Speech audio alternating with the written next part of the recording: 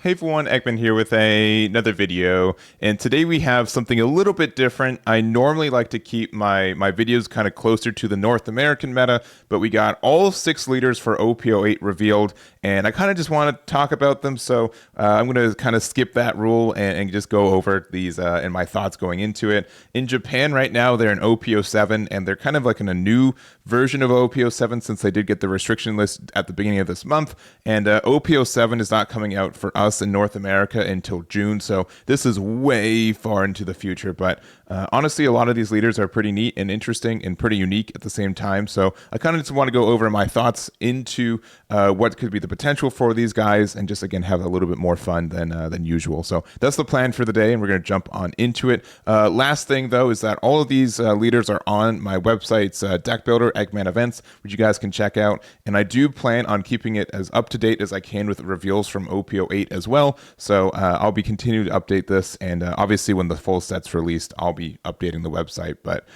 just if you guys want to see cards that have already been revealed and look through them, I hope to get that updated pretty soon for you guys to have that as well. So anyways, we got 6 leaders. We're going to start off with Chopper real quick. So it's red and green. It is a animal, a Drum Kingdom, and Straw Hat Crew type, and it has this effect of activate main once per turn, put up to 1 Rested Dawn, each on up to 3 of your animal or Drum Kingdom type characters. So if you have 2 animal type characters, you can put 1 and 1, but you can't do 2 and 1.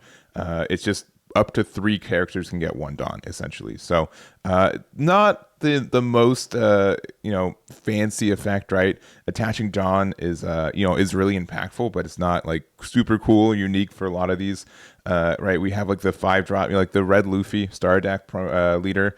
For free, you can just attach a Dawn to anything. So for it to have to be a specific type and be kind of limited, and also be a red green leader, I could see that be a little bit tough for this deck to come off. But if there's just a really good Animal Kingdom or Drum Kingdom type character, it's very easy. So even so, like just being able to say, all right, I play something and put a Dawn underneath it, sure. It would be probably better if it said Straw Hat as well, because it's the other, the third type that Chopper is, but it'd probably be broken. I don't know. But I do think that, if you are a multicolor leader, your effect has to be very good, or the card pool or combo with both of these colors have to be amazing. And Animal has been like a subtype in this game for a long time, but it hasn't really done anything specifically with the kind of like more flavor support that it's gotten more than anything else. So we'll have to see if Chopper gets anything that's really worth for what this effect is. And again, being a multicolor leader, but it could be interesting, and I'm looking forward to seeing what this is. I would say like half these leaders are really card pool dependent, and the other 3 are really generic. And so that kind of makes it a little bit tougher to go over them with like without full knowledge, but we'll see what Chopper gets. All right, next up we're going to go over Marco, which is the new flavor of Sakazuki. A lot of people have been saying already. It has this Dawn ×1, activate main once per turn, draw 1 card, then place 1 card from your hand on the top or bottom of your deck, then give up to one of your opponent's characters minus 2k for this turn. So honestly, if this just said activate main, give something minus 2k, I think the leader was already pretty busted. But then also getting the additional effect of the cycle effect, it's kind of like the blue half of it, right? Being able to know the top card of your deck is really important. But just without any cards revealed, there's a lot of synergies with this guy for just a lot of reasons. Like the big one that I've seen too is people been saying like, oh, for 9 we can play like Sanji in the deck. And then like the blue one, so for 10 Dawn, we get to put a card to the top of our deck, and then we can use Sanji to play it. So on play, reveal 1 card from the top. Character cost 9 or less, play other than Sanji, and then you get to play it. So big 9-drop that I'm thinking, obviously Newgate, right? Like this is like a good combo of like, all right, for 10 Dawn, I get to play Sanji and Newgate, and then I get, a 6k attack, and then I'm also, sorry, a little bit larger than that, you get an 8k attack with your Marco and then become a 6k. So you get to do some like really good tempo swings. There's more cards that obviously go with that, but just like looking at this leader, it just reads powerful, right?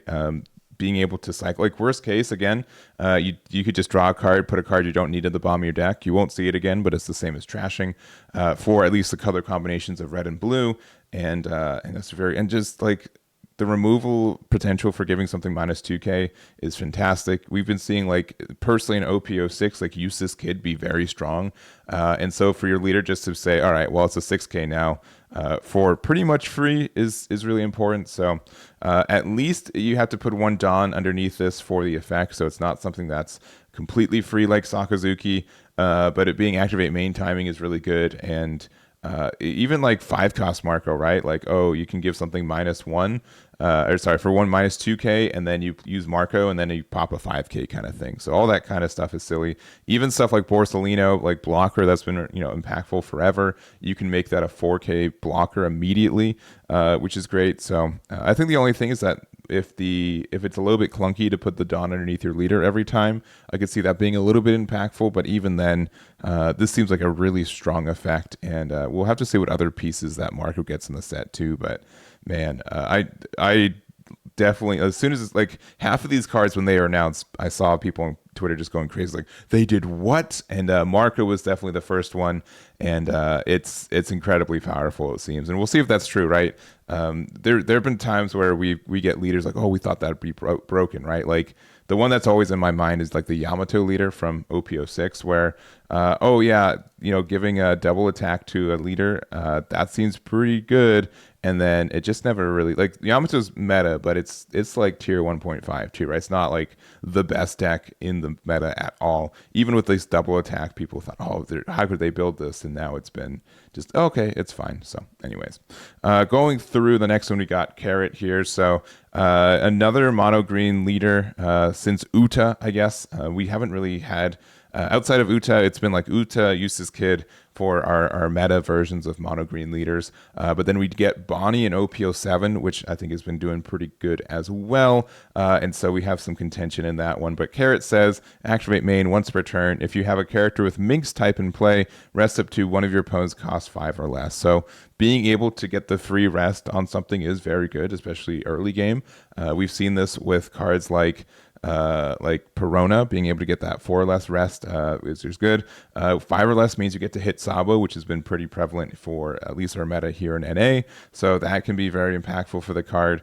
It only, you know, it really depends on how good the Minx types cards are. We've gotten a couple since, you know, in just the last couple of sets, of course, but any that are like specifically made for this leader are going to be interesting. So, but yeah, getting the free rest on something I think can be very strong in this game, especially, you know, since people have to play things and do that. But the difference between this and Perona as well is that we have no chances for cost reduction.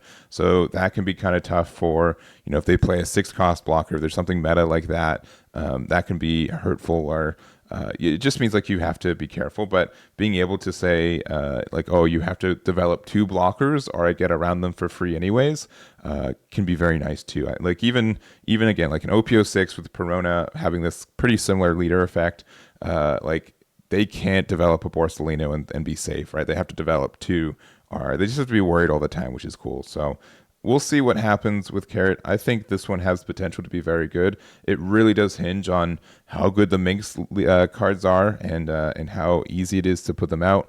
If we have like a 1 or 2 drop, like a 2K counter, and just be able to say, okay, well, if I need to rest something, I can play it for 1, rest a blocker, go for game.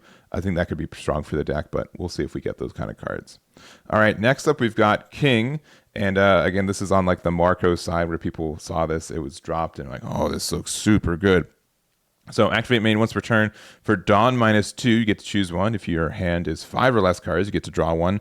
Or give up to one of your opponent's characters -2 cost for this turn. So this is our second purple and black leader. The last one we got was Zephyr, which I think Zephyr was really cool. The color combination with purple is fantastic. In general, black is a really good supporting color in this game because there are a ton of effects that are based off costs. So being able to get that free reduction for it was fantastic. So you get to use more things, put stuff in range. You can get stuff, and like you can, for example, like 9-drop Kaido, right? You could use something where, okay, Dawn -2, you have like 5-drop, use this kid out to get the Dawn back, and then you get to use the Kaido effect to pop now an 8 or less, right? So that's impactful too. So that's great, being able to get the card draw. Sometimes in purple decks, you just have this thing where, oh, you get this Dawn minus, but then you don't really care because you're at 10 Dawn, so you lose 10 Dawn, but you go back up to 10 at the next turn, so it's not impactful for that way.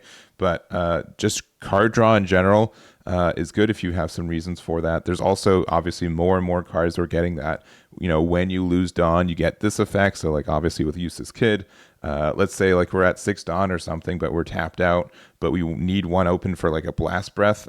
We can use this effect. We get to draw a card, and then Eustace Kid will bring it back, and you get the 1 Dawn open. So I think a lot of these effects, Purple's getting pretty complex with your Dawn management, which I think is really cool.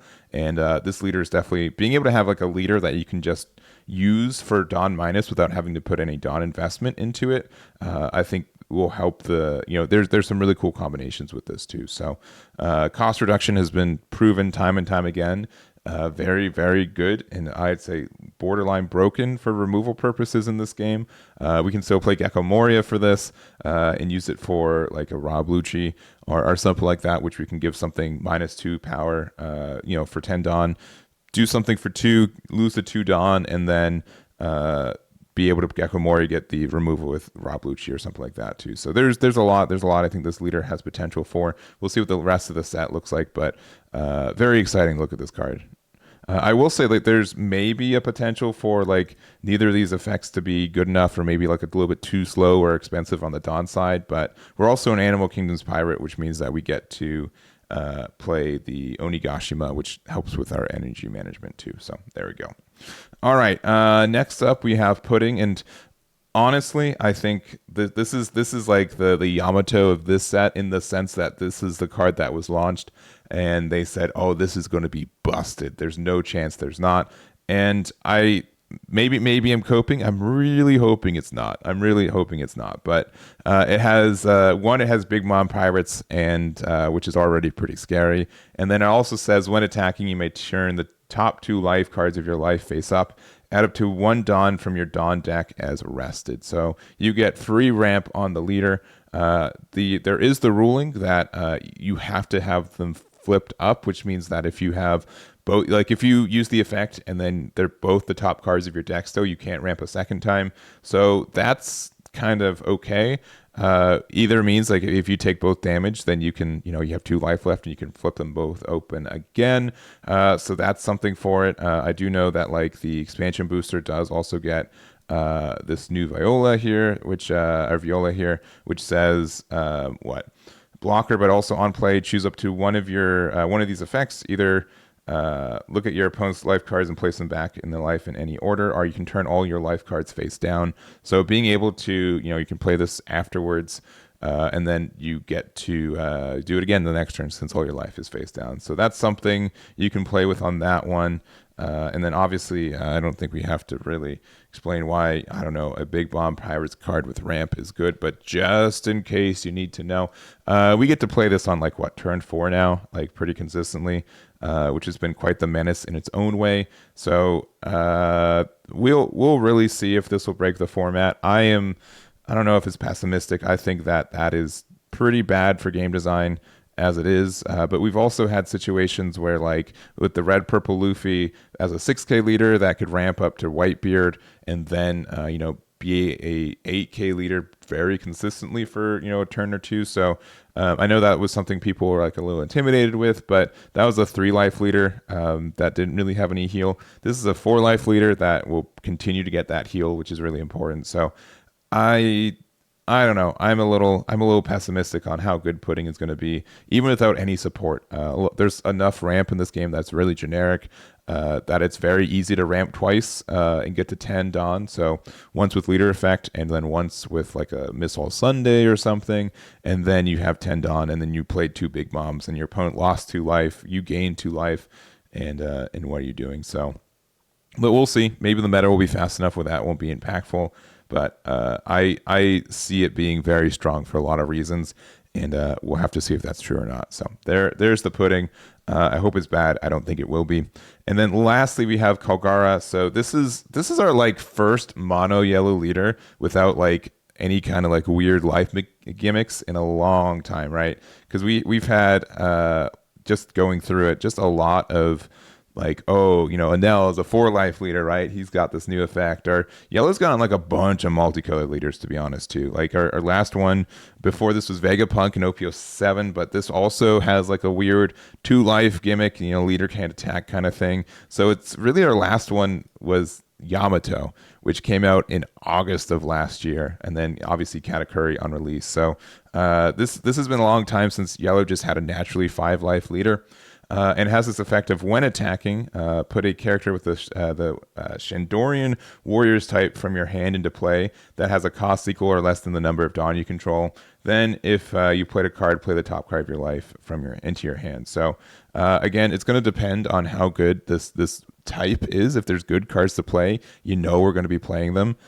Taking the extra life for the effect is fine, especially since its add to hand if it's trashed. It might have been a little bit bad, but it just depends on what those cards look like. But honestly, it's going to be really refreshing to have like a somewhat open like yellow leader. Again, a lot of these are not very generic. You have to kind of play the gameplay style they want. Like Katakuri has been so good for a long time is because it really does not care about running anything, right? You do play the big mob stuff, but the fact that the leader just says, just give me a Dawn, I'll do the rest of the work. You don't care about your deck building around me, just do what makes sense. And everything else has been like, oh, Queen, you have to have like the 4 less. Yamato, you gotta be like a little bit more of like I don't know. A lot of these just don't feel as open-ended as Katakuri. So this one obviously is still kind of forced to run these warrior types if they're good, but it'll be interesting to have like another 5 life leader, since again has not happened since Yamato, which has been a long time from now. So